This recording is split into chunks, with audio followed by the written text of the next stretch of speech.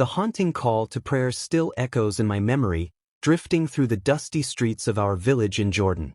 As a young girl, that melodic voice from the mosque's tower was my first teacher, signaling the rhythm that would govern our days. My name is Amira, and I was born into a world of fanatism as Muslims. Our home in the outskirts of Amman was modest but filled with the weight of tradition. My father, Hassan, was a man of few words but deep conviction. He worked as a carpenter, returning each evening with sawdust on his clothes and prayers on his lips. My mother, Fatima, moved through our days like a gentle river, her hijab always perfectly arranged, her devotion unwavering. She would rise before dawn for tahajjud prayers, and I often awakened to the soft whisper of her voice reciting verses and the sweet aroma of mint tea. At 6 years old, I was already learning the proper way to make wudu, washing my hands and face in preparation for prayer. My mother's patient hands would guide mine, teaching me to cup the water just right. By 8, I joined my younger sister Layla at the local madrasa, where we sat on worn carpets in a sun-drenched room, memorizing surahs under the watchful eye of our stern teacher, Ustaz Mahmoud. Our household revolved around the 5 daily prayers. When the muezzin's call rang out, everything stopped. My father would return from his workshop, my mother would step away from her cooking, and we children would gather on our family prayer rug. During Ramadan, we fasted together, broke our fast together, and celebrated Eid with cousins and aunts who would fill our small home with laughter and traditional sweets. As the eldest daughter, I learned early that obedience was not negotiable. I was taught to speak softly, keep my gaze lowered, and never question religious teachings. A good Muslim woman brings honor to her family, my mother would remind me as she braided my hair each morning. I accepted this without argument, but behind my compliant exterior, questions began to stir. While I followed every ritual perfectly, something felt missing. During prayer, my words seemed to float upward into emptiness, never quite reaching their destination. I watched my sister Layla, whose eyes would shine with genuine devotion during dhikr. My younger brother Omar could recite hadith from memory and would proudly correct my pronunciation. But I remained the quiet observer, always wondering why I felt like a stranger in my own faith. The expectations for my future were clear: complete my education, marry a good Muslim man chosen by my parents, raise children, and maintain a righteous household. At 21, I knew my time was approaching. One afternoon, while helping my mother prepare mansaf for guests, she mentioned that a respectable family from Zarqa had expressed interest in me for their son. Her voice carried the warmth of a promise fulfilled, but my chest tightened with an unnamed anxiety. That night, lying on my thin mattress in the room I shared with Layla, I stared at the ceiling and wondered, is this the entirety of God's plan for me? Marriage, children, daily prayers, and nothing more? Did Allah create me for something deeper? The thought horrified me, and I immediately sought forgiveness, repeating astaghfirullah until my lips grew tired. The first crack in my certainty came from an unexpected place: my neighbor's sick daughter. Khalil, who lived 2 houses down, had been desperately caring for her 8-year-old daughter Noor, who suffered from a severe fever that wouldn't break despite visits to doctors and traditional healers. One morning, I found Khalil weeping quietly by her doorstep. "I've tried everything," she whispered. "The doctors say they've done all they can. The imam told me to be patient with Allah's will, but..." Her voice broke. That afternoon, a foreign aid worker, a quiet woman with kind eyes, came to our neighborhood. She wasn't there to preach, just to distribute medical supplies. But when she saw Noor's condition, she asked Khalil if she could pray for the child. What I witnessed next changed everything. The woman didn't recite from memory. She didn't perform any ritual. She simply placed her hand on Noor's burning forehead and spoke as if she was talking to someone right there in the room. "Jesus, you love this little girl more than we do. Please touch her with your healing power." Within hours, Noor's fever broke. By evening, she was sitting up and asking for food.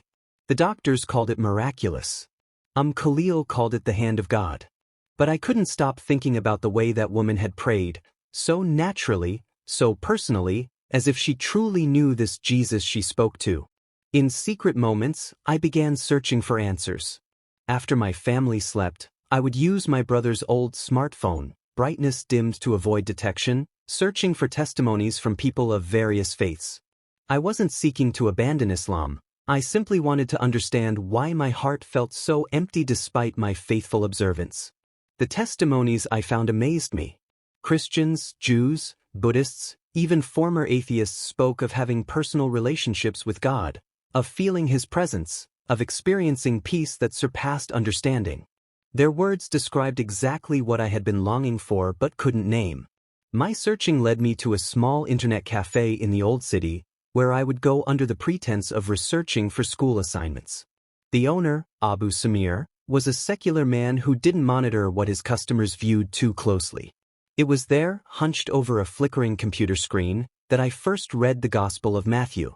I had to be careful. Typing Bible or Christianity in Arabic could raise suspicions.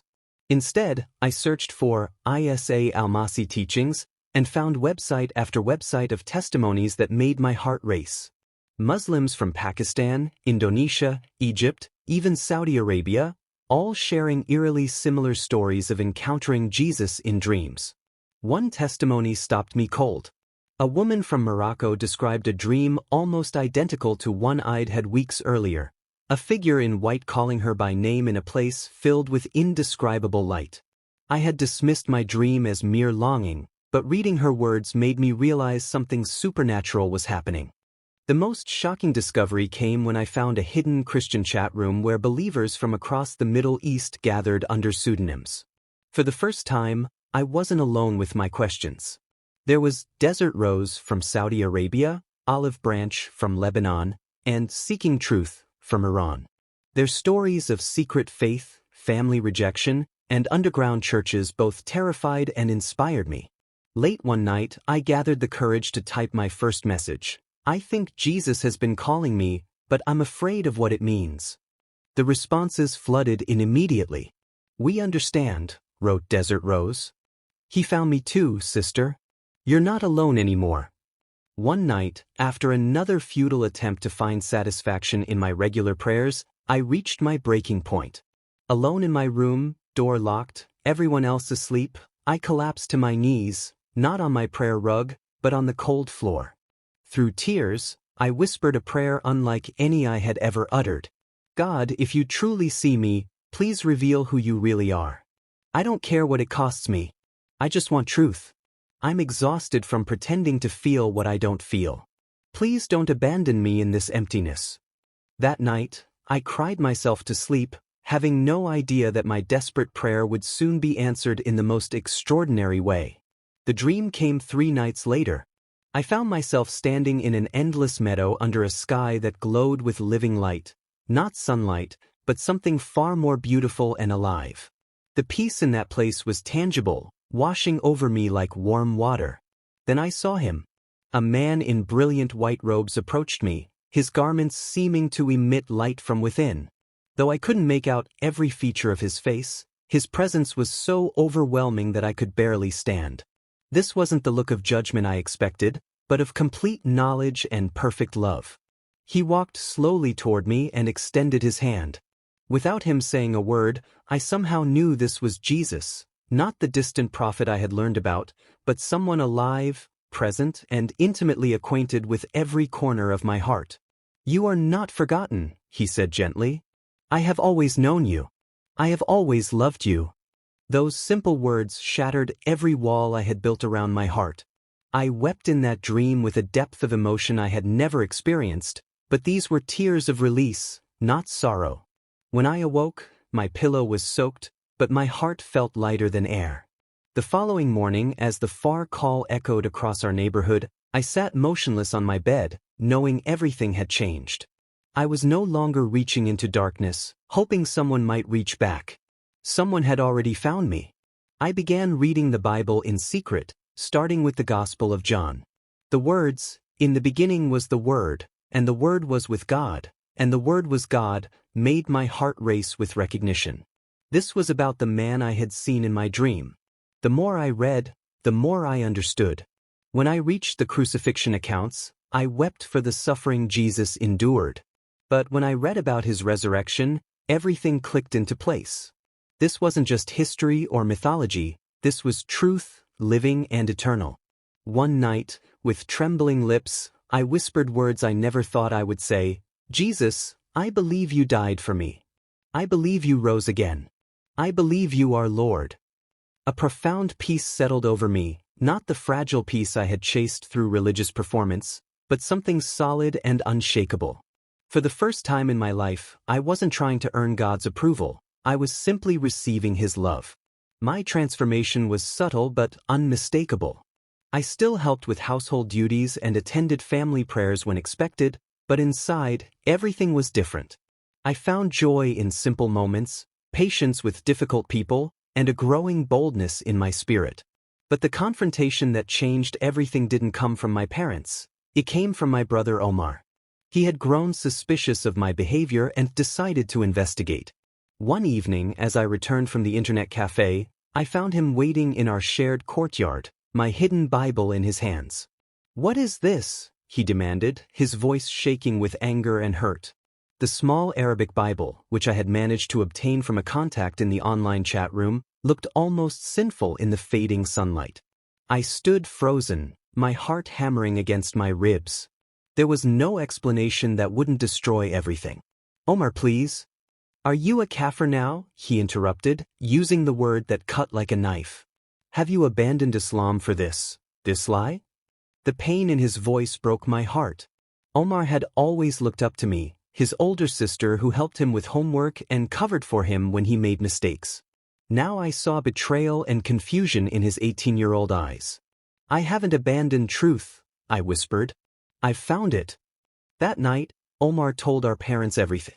The confrontation that followed was worse than I had imagined. My father didn't just ask questions, he interrogated me like a criminal. My mother wept as if I had died. But it was the look of utter disappointment in Omar's eyes that haunted me most. "You've broken our family," he said quietly before turning away. Those words would echo in my heart for months to come. The days that followed were the most difficult of my life. My parents barely spoke to me. My siblings were told to limit their interaction with me. I was forbidden from leaving the house alone. The atmosphere grew so thick with tension and disappointment that breathing became difficult. Finally, my parents delivered their ultimatum: renounce this deception and return to proper Islamic faith, or find somewhere else to live. With a breaking heart but unwavering conviction, I packed my few belongings. As I prepared to leave the only home I had ever known, I remembered Jesus' words about the cost of following him, and I felt his presence sustaining me through the pain. The night before I left home, something unexpected happened. My sister Layla, who had barely spoken to me in days, slipped into our room after everyone was asleep. "I had a dream about you," she whispered in the darkness. "You were standing in a bright place and you looked happy. Really happy, like I'd never seen you before." She was quiet for a long moment, then added, "I don't understand what you're doing, Amira. But I've watched you these past weeks, and even though everyone says you're lost, you seem more found than you've ever been." She pressed something into my hand, a small gold bracelet our grandmother had given her. "So you'll remember you always have family who loves you, even when we can't understand." I cried silently as she crept back to her bed. That bracelet would become one of my most treasured possessions, a reminder that love can transcend even the deepest disagreements. The house church that welcomed me wasn't in a basement, but in the back room of a small tailor shop owned by Brother Youssef, a man who had converted 15 years earlier. Every Thursday evening, after the shop officially closed, believers would enter through the back alley and gather among bolts of fabric and sewing machines. Our first meeting was unlike anything I had expected. Instead of formal sermons, people shared their struggles and victories. A young man named Kareem spoke about hiding his Bible in a box of car parts at his mechanic job. An elderly woman named George told us how she had been leading her Muslim neighbors to Christ simply by showing them extraordinary kindness during difficult times. "We don't have magnificent cathedrals here," Brother Youssef told me during that first gathering. "But we have something more precious. We have each other, and we have him in our midst." When they asked if I wanted to share my testimony, I found myself speaking words I didn't know I had in me. I told them about the dream, about the peace that surpassed understanding, about losing my family but gaining a father who would never abandon me. As I spoke, I realized something profound. I wasn't just telling my story, I was discovering my calling. My baptism took place not in a pool, but in the Jordan River itself, the same waters where Jesus was baptized. Brother Youssef had connections with a pastor who occasionally performed secret baptisms at a remote section of the river, far from tourist areas and prying eyes. We drove there before dawn, 5 of us crammed into an old sedan, our hearts racing with anticipation and fear. The pre-dawn darkness provided cover, but we all knew the risks. If authorities discovered what we were doing, it wouldn't just mean trouble for me, it would endanger everyone. Standing waist-deep in those ancient waters as the sun began to rise, I felt connected to something eternal. Pastor Mikhail, a gentle man who had fled Iraq years earlier, looked into my eyes and asked the question that would seal my new life. Amira, do you believe that Jesus Christ is the Son of God, that He died for your sins and rose again, and that He is Lord of your life? Yes, I whispered, then louder, yes, with all my heart. As he lowered me into the cold water, I heard the distant call to far prayer echoing across the valley. But this time, instead of obligation, I felt only gratitude. When I emerged from the river, gasping and laughing and crying all at once, I knew I was finally, truly home. The other believers embraced me, and we sang a quiet hymn as the sun painted the sky in brilliant colors. In that moment, I understood why Jesus chose these same waters for His own baptism. There was something holy about being immersed in the river that had witnessed so much of God's story. 6 months later, I had an encounter that would change my understanding of forgiveness forever. I was working at a small Christian bookstore in a different part of the city when a familiar figure entered. It was my brother Omar. He stood in the doorway, looking older than his 20 years, his eyes scanning the shelves of Bibles and Christian literature with a mixture of curiosity and discomfort. Omar? I breathed, unable to believe he was really there. He approached slowly, his hands shoved deep in his pockets. I've been thinking about what you said, he began quietly. About finding truth, and I want to understand. We talked for hours that day, right there among the books that had once seemed so forbidden. I didn't try to convince him of anything. I simply shared my story, my peace, my joy. And I watched as the same hunger I had once felt began to stir in his eyes. Can you show me this Bible you read? He asked finally. As I placed a copy of the New Testament in his hands, I realized that sometimes the greatest evangelists are those who love us enough to come searching, even when they don't understand what they're looking for. When people ask me now if it was worth it, I tell them the truth. I lost everything I thought mattered, but in Jesus, I found everything that actually does matter.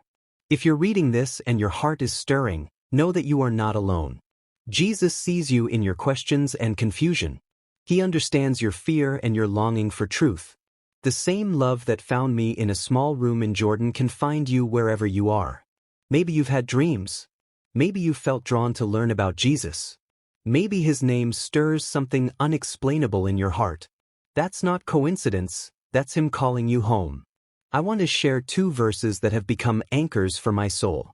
John 14 verse 6, Jesus answered, I am the way and the truth and the life. No one comes to the Father except through me.